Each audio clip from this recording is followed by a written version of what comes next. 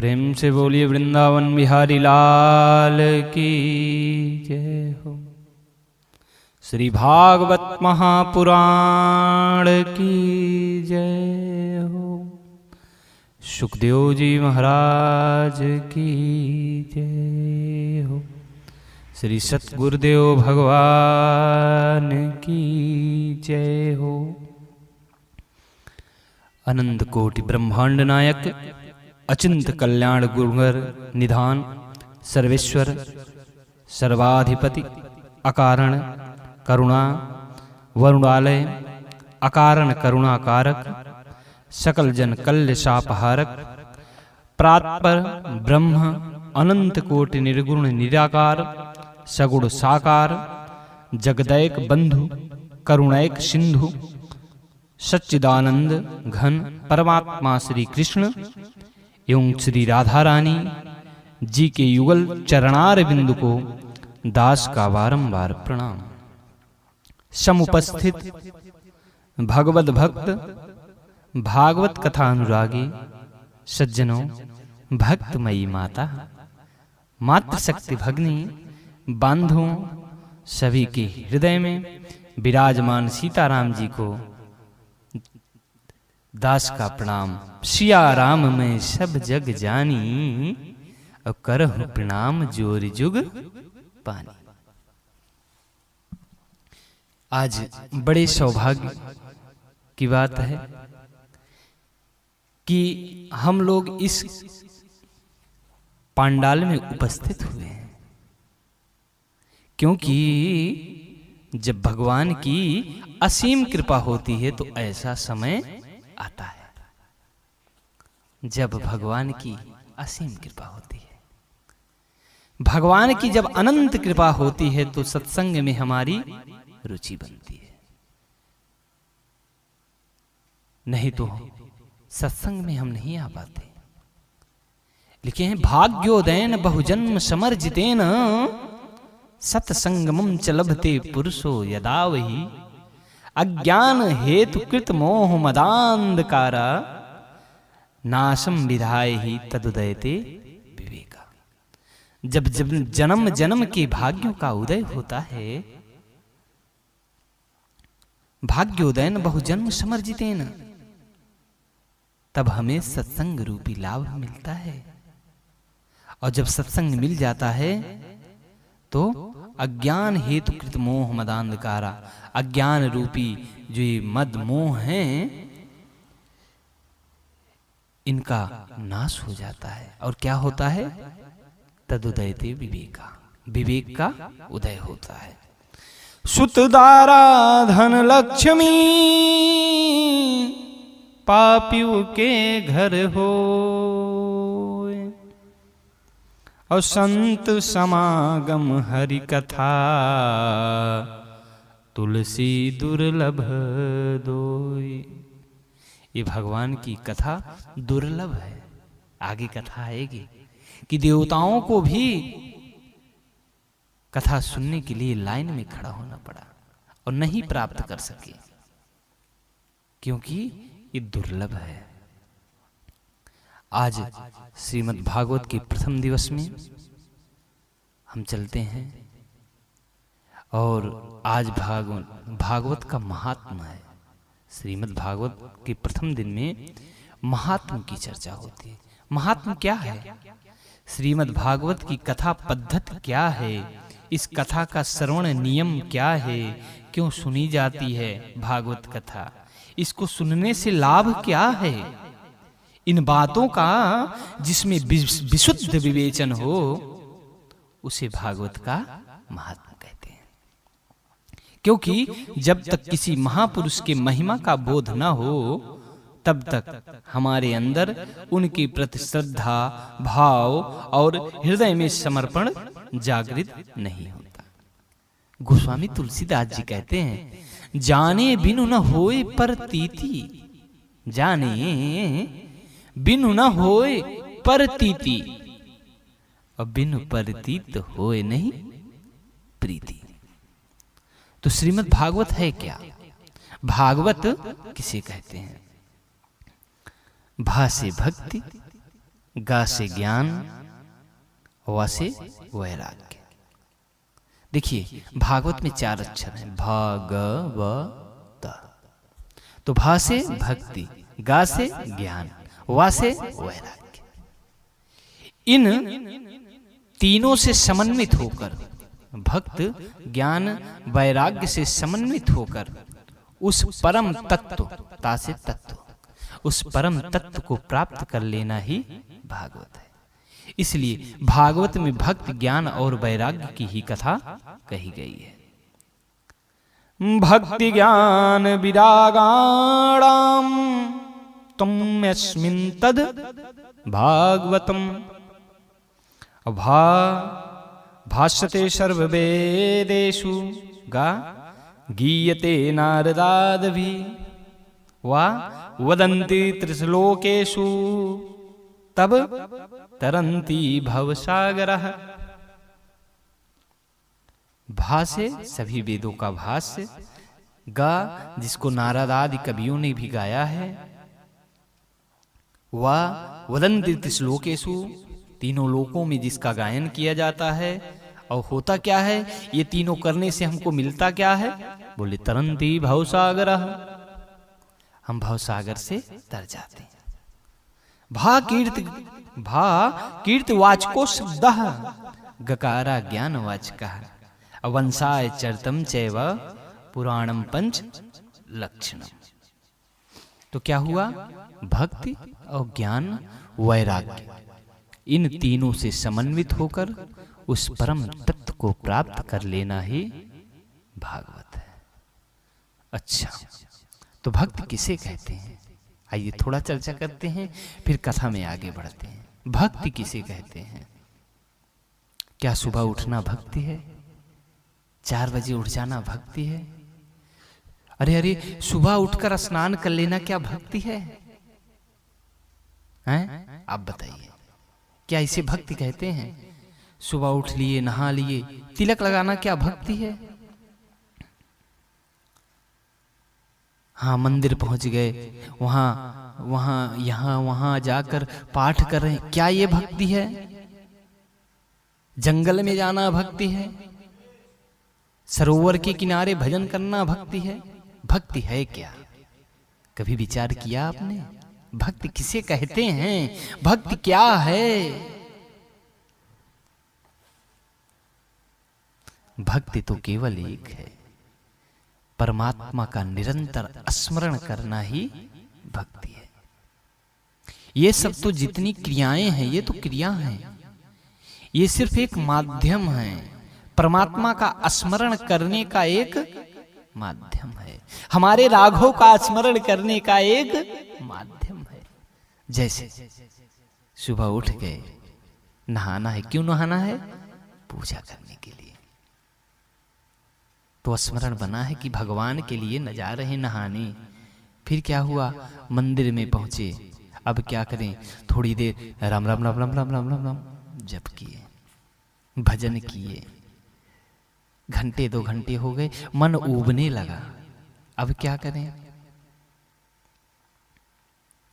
अब क्या करें? तो भगवान का श्रृंगार करने लगे, अपने राघव को सजाने लगे। तब भी उनसे स्मरण का तार जो है जुड़ा है, हमारा उनका तार जुड़ा है। ऐसे हमारे राघव, ऐसे उनको हम तिलक लगा रहे हैं, ऐसे उनको हम वस्त्र पहना रहे हैं। फिर लाइए थोड़ा देर भजन कर लें, अच्छे लग रहे हैं राघव सरकार।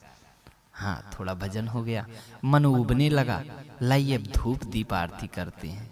आरती हो गया, लाइए कुछ पाठ कर लेते हैं। पाठ कर लिए, स्मरण बना है, मन उब गया, चलिए मंदिर टहलाते हैं। मंदिर जा रहे हैं तो स्मरण बना ही भगवान की मंदिर जा रहे हैं। मंदिर पहुंच गए, परिक्रमा लगाने लगे, वहां से आए। मतलब इतनी वो क्रियाएं जिससे हमारा भगवान से स्मरण बना रहे, और भगवान से जो स्मरण बना रहता है वही है भक्ति। नारद भक्ति सूत्र में कहते हैं, तैल धारा पद अवच्छिन्न स्मृत संतान भक्ति। जैसे तेल की धारा गिरती है किसी पात्र में ना, तो धारा जो है कभी खंडित नहीं होती, धारा कभी खंडित नहीं होती। उसी प्रकार से भगवान के प्रति हमारा स्मरण कभी खंडित नहीं होना चाहिए, वही भक्ति है। अब भक्ति हो गया। ज्ञान किसे कहते हैं? तो गोस्वामी जी ने तो एक लाइन में सिद्ध कर दिया ज्ञान क्या है। ज्ञान अखंड एक सीतावर, ज्ञान अखंड एक सीतावर, मायावश्य जीव सचराचर। जो परमात्मा है, जो अंतरात्मा है, यही ज्ञान है। जो परमात्मा है यही ज्ञान है, और इनके सिवा कुछ है तो वह ज्ञान है। वैराग्य किसे कहते हैं? जहां कोई राग न हो, जहां कोई राग न हो, केवल परमात्मा के प्रति हमारा अनुराग हो, उसे ही वैराग्य कहते हैं। सांसारिक वासनाओं में हमारा राग न हो, केवल हमारे राघव के चरणों में अनुराग हो, उसे ही हम वैराग्य कहते हैं। तो ये हो गया भक्ति, ज्ञान, वैराग्य। अब हम महात्म्य में प्रवेश करते हैं। महात्म्य के प्रथम श्लोक का श्रवण करते हैं, फिर उसकी व्याख्या सुनते हैं। क्या है, कैसे? प्रेम से बोलिए वृंदावन बिहारी लाल की जय हो। सच्चिदानंद रूपाय विश्वोत्पत्त्यादि हेतवे तापत्रय विनाशाय श्री कृष्णाय वयं नुमः। पहले संक्षेप में व्याख्या सुनते हैं, फिर विस्तार से उसका अर्थ जानते हैं। पहले संक्षेप में समझते हैं इस श्लोक के बारे में। सच्चिदानंद रूपाय, भगवान का रूप कैसा है? सत, चिद और आनंद।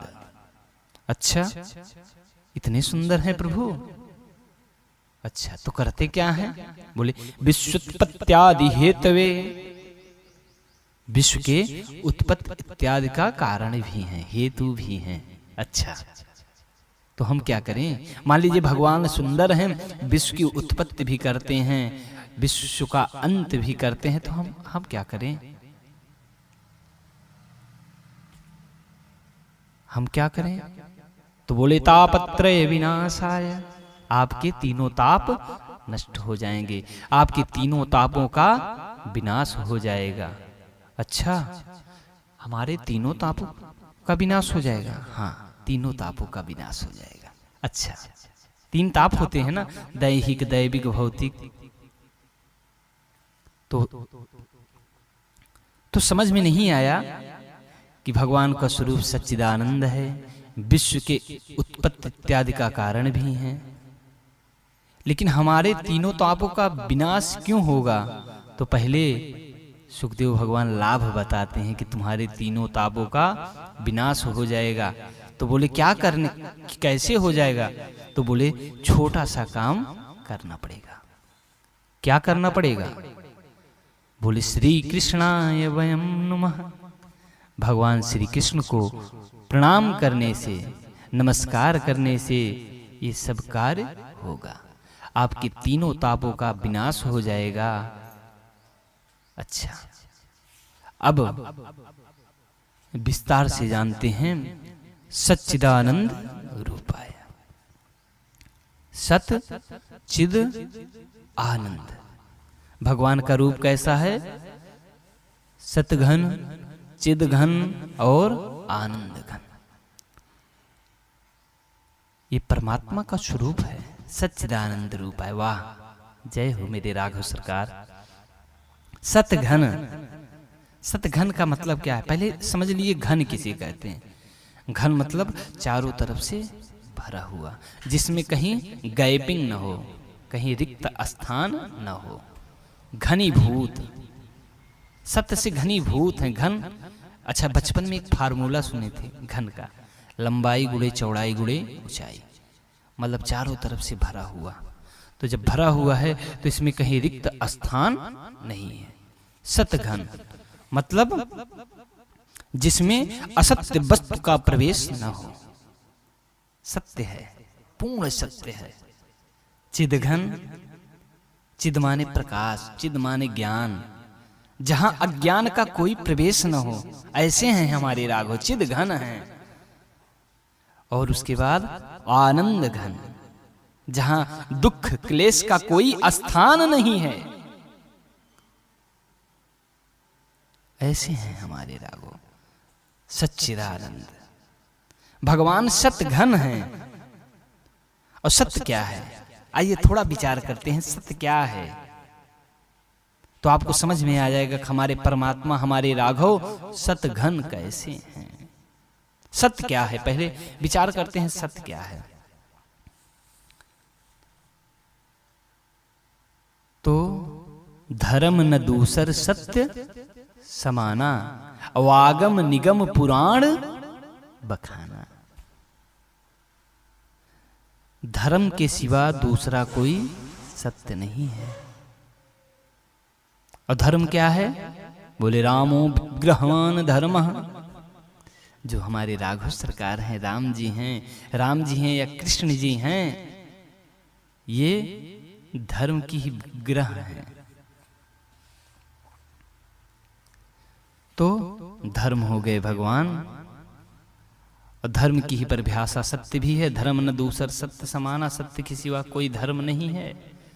और सही में पूछा जाए सत्य क्या है, सत्य क्या है, तो हमारे भोलेनाथ बताते हैं, उमा जी को, मैया को बताते हैं कि ये हमारे जीवन का अनुभव है। क्या कहते हैं, उमा कहूं मैं अनुभव अपना, सत हरि भजन जगत सब सपना। सत्य केवल हरि भजन है, भगवान का भजन ही सत्य है, बाकी जगत जो है वो सपना है। तो सत्य सिद्ध हो गया। सत्य घन क्या है, हमारे राघव हैं। और सत्य क्या है, भगवान का भजन ही सत्य है। कहां कहां लगी नाम बड़ाई, और राम न सकहि नाम गुण गाई। ये है हरि भजन। भगवान भी भजन की कीमत नहीं लगा सकते, उनका गुणगान नहीं कर सकते हैं। गोस्वामी तुलसीदास जी लिखे हैं ना, कहां कहां लगी नाम बड़ाई, राम न सकहि नाम गुण गाई। और सत्य, सत्यव्रतम सत्य परम त्रिसत्यम, सत्यस्य योनिम निहितम च सत्ये, सत्यस्य सत्यम मृत सत्य नेत्रम, सत्यात्मकम त्वाम शरणं प्रपन्नः। ये है हमारे राघव सरकार, पूर्ण सत्य हैं, जहां असत्य का कोई प्रवेश नहीं है। फिर आगे क्या कहते हैं, सत चिद, चिद माने ज्ञान, अभी बताए थे ना। अब विस्तार से ज्ञान कैसे, परमात्मा ज्ञान है, प्रकाश है, तो चिद माने ज्ञान।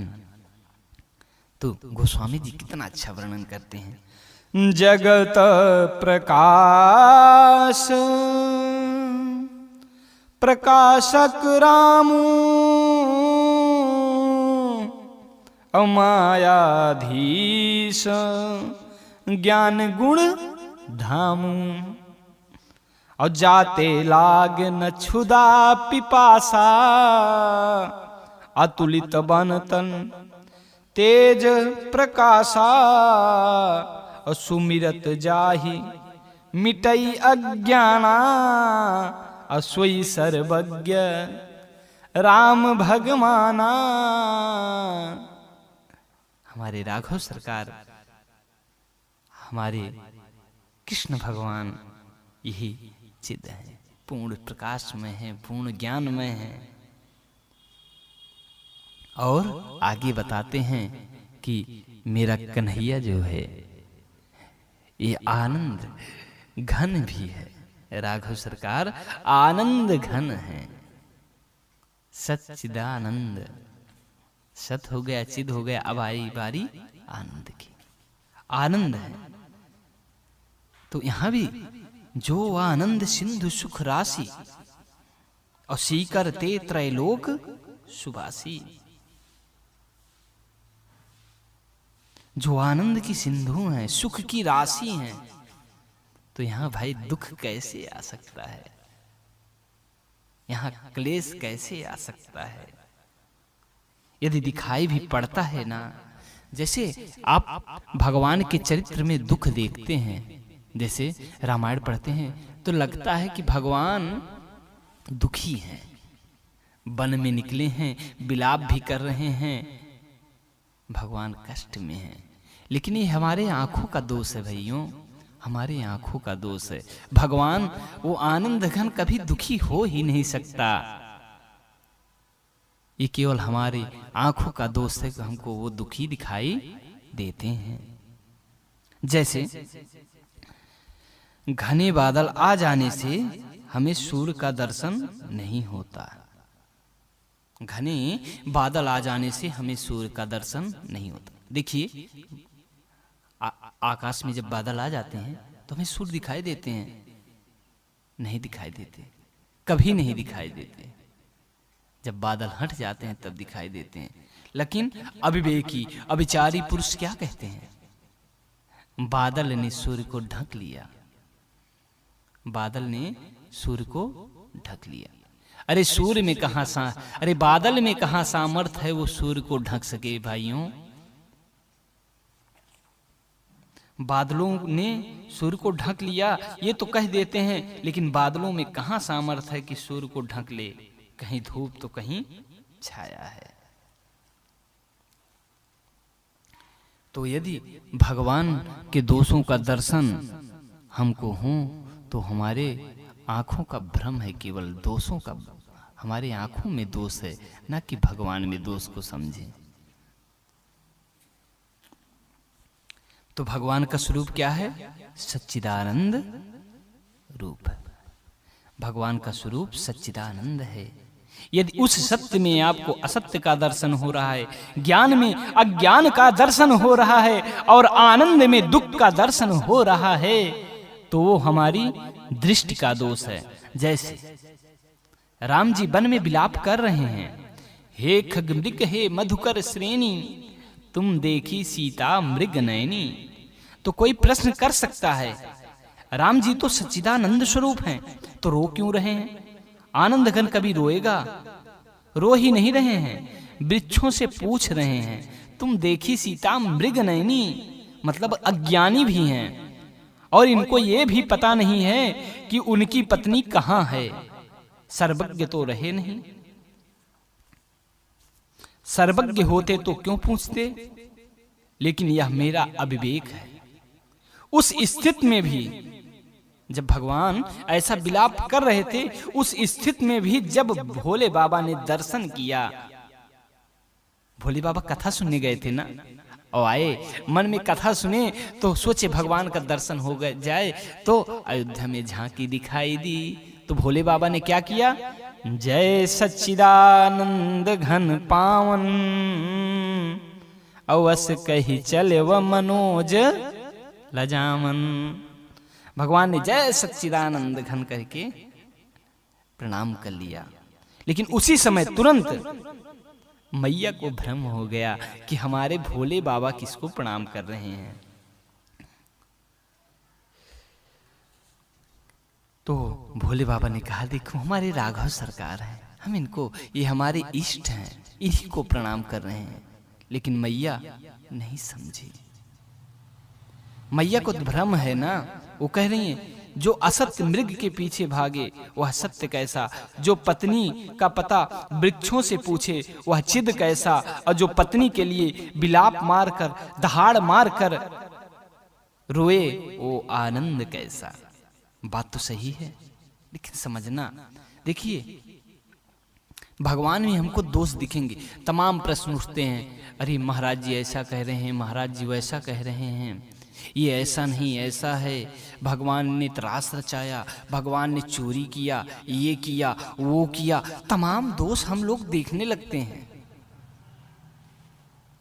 भगवान ने इतनी शादियां कर ली तो हम 1 2 कर लेंगे, 4 कर लेंगे तो क्या हुआ। तो देखिए ये कब दूर होता है, हमारे मन में भ्रम बना रहता है, अविवेक गायब हो जाता है। अब विवेक अगर जागृत करना है तो एक ही उपाय है, बिनु सत्संग विवेक न होई, राम कृपा बिनु सुलभ न सोई। बिना सत्संग के विवेक नहीं होता है और बिना भगवान की कृपा के ये संभव नहीं है। हम सत्संग भी करेंगे, मैया सत्संग ही करने गई थी ना, सत्संग भी करेंगे, यदि भगवान की कृपा नहीं है। और सुनिए, 1 2 दिन के सत्संग से नहीं, हमारे संशय जो है ना दिमाग को खा जाते हैं, ऐसा वैसा, ये हुआ वो हुआ। ये सब संशय कब खत्म होते हैं? तो गोस्वामी जी लिखते हैं, तब ही होई सब संशय भंगा, कब? जब बहुकाल करी सत्संगा। जब हम बहुत समय तक सत्संग करते हैं, बहुकाल करी सत्संगा, 1 भागवत नहीं, 2 भागवत नहीं, 1 दिन नहीं, 1 घंटा नहीं, 1 मिनट नहीं, जब बहुकाल करी सत्संगा, तबै होए सब संशय भंगा। हमारे संशय तभी खत्म होंगे जब हम सत्संग करेंगे। हमको समझना चाहिए ना, लेकिन भोलेनाथ समझ रहे हैं, लीला चल रही है, लेकिन मैया नहीं समझी। हमको समझना चाहिए वो परमात्मा है, उनमें केवल गुणों का दर्शन करना चाहिए, दोष का दर्शन कभी नहीं करना चाहिए। विषम परिस्थिति भी पड़ जाए, दिख रहा है दोष, लेकिन दोष का दर्शन, हमें विश्वास होना चाहिए हमारे राघवों में, हमारे कन्हैया में दोष आ ही नहीं सकते। जैसे किसी मंच पर कोई अभिनेता भिखारी का अभिनय कर रहा है, रिक्शा वाला है, कुली है, परंतु ना तो वो भिखारी है, ना ही रिक्शा वाला है, ना ही कुली है। वास्तव में वह बंबई का बहुत बड़ा बादशाह है, जिसको आप कुली के रूप में देख रहे हैं, जिसको आप रिक्शा वाले के रूप में देख रहे हैं, जिसको आप भिक्षा मांगते देख रहे हैं, वो बंबई का बहुत बड़ा बादशाह है। इसलिए परमात्मा में जो हमको दिख रहे हैं वो उनकी लीला है, ना कि उनका वो स्वरूप है। हमारे प्रभु तो केवल सच्चिदानंद रूप आए हैं भाई, सच्चिदानंद रूप आए हैं। उसी प्रकार भगवान भी इस, जैसे वहां रिक्शा वाला, कुली वाला एक हीरो अभिनेत्री करके बनता है, उसी तरह भगवान भी इस पृथ्वी रूपी मंच पर लीला करने आते हैं, करते हैं। और ये हमको समझना चाहिए, हम भी तो भगवान ही हैं ना, शेर का बच्चा शेर ही तो होगा, ईश्वर अंश जीव जग माही, हम भी तो भगवान के अंश है ना। बस क्या हुआ कि हम अपने आप को भूल चुके हैं, हम हैं क्या। हम इस भूमि परत भा ढाबर पानी, जिम जीवई माया लपटानी। भगवान की माया जैसे लपटाई तो हम अपने आप को भूल गए कि हम हैं क्या। हम इन्हीं विषयों में खो गए, इन्हीं वासनाओं में हम अपने आप को खो दिए, लेकिन हम अपनी पहचान नहीं। अरे शेर का बच्चा शेर ही तो होता है, यदि हम भगवान के बच्चे हैं तो भगवान। बस क्या हुआ कि जैसे शेर का बच्चा शेर होता है, लेकिन सर्कस का भी शेर होता है कि जो हंटर पर नाचता है, तो हम सर्कस के शेर जैसे बने टहल रहे हैं। हमको ये नहीं पता है कि हम क्या हैं, हम बस वासनाओं में अपनी उम्र गुजार दे रहे हैं। उसके बाद विश्वोत्पत्त्यादि हेतवे, सारे संसार को उत्पन्न भी वही करते हैं, पालन भी वही करते हैं, अंत में सारे विश्व प्रपंच को दाल भात बनाकर, सारे विश्व प्रपंच को दाल भात बनाकर उदरस्त भी कर लेते हैं। जिनकी चरण शरण ग्रहण करते ही जीव के त्रिताप का विनाश हो जाता है। त्रिताप क्या है? गोस्वामी जी लिखते हैं, दैहिक दैविक भौतिक तापा और राम राज काहू नहीं व्यापा। तो ये तीनों ताप हैं, जब भगवान की कृपा होती है, उनका हम नाम संकीर्तन करते हैं तो इन त्रितापों का विनाश हो जाता है। ऐसे ही श्री सच्चिदानंद के पाद पद्मों में हम सब प्रणाम करते हैं। बोल बाल कृष्ण लाल की जय हो। उसके बाद आगे सुखदेव भगवान की वंदना करते हैं। प्रेम से बोलिए सुखदेव भगवान की जय हो।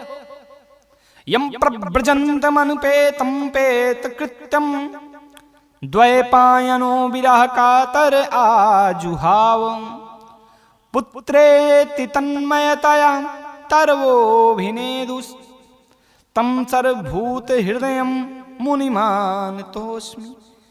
जिस लौकिक वैदिक कोई संस्कार भी नहीं हुआ, ऐसे सुखदेव जी जन्म लेते ही वन की तरफ प्रस्थान कर गए। व्यास जी बुलाते रहे, पुत्रेति तन्मयतया तरवोभिनेदुस्, पुत्र पुत्र चिल्लाते रहे, लेकिन सुखदेव भगवान लौटे नहीं। ऐसे सुखदेव भगवान को सर्वभूत हृदयम मुनि, सबके हृदय में विराजित भगवान को प्रणाम करते हैं। आगे नैमिषारण्य स्थान है, वहां 88,000 ऋषि कथा सुन रहे हैं। सूत जी महाराज नैमिषारण्य की पावन भूमि में शौनकादि 88,000 ऋषियों को यह कथा सुना रहे हैं। नैमिषे सूतमासीन मभिवाद्य महामतिम कथामृत रसस्वाद कुशल शौनको ब्रवीत। देखिए, नैमिषे सूतमासीन मभिवाद्य महामतिम, यहाँ एक कथावाचक का और यजमान, श्रोता और वक्ता का वर्णन किया गया है। वक्ता कैसा होना चाहिए? बोले महामतिम, सूतमासीनम अभिवाद्य महामतिम। महा माने ईश्वर, मति माने बुद्धि। जिसके बुद्धि में ईश्वर बैठ जाए वही है महामति, वो है महामतिम। और श्रोता कैसा होना चाहिए? बोले कथामृत रस स्वाद कुशलः। कथामृत, कथा श्रवण करने में, कथा का रस स्वादन करने में, कथा को पीने में कुशल होना चाहिए। देखिए, यदि हम कुशल नहीं रहेंगे तो हम कथा श्रवण नहीं कर सकते, कभी नहीं कर सकते। क्योंकि जैसे हमको पानी पीना है, एक गिलास पानी आ गया, यदि हमको पानी पीने का तरीका नहीं पता है तो हमको समझ में नहीं आएगा इसको पिए कैसे, इसको घोंटे कैसे।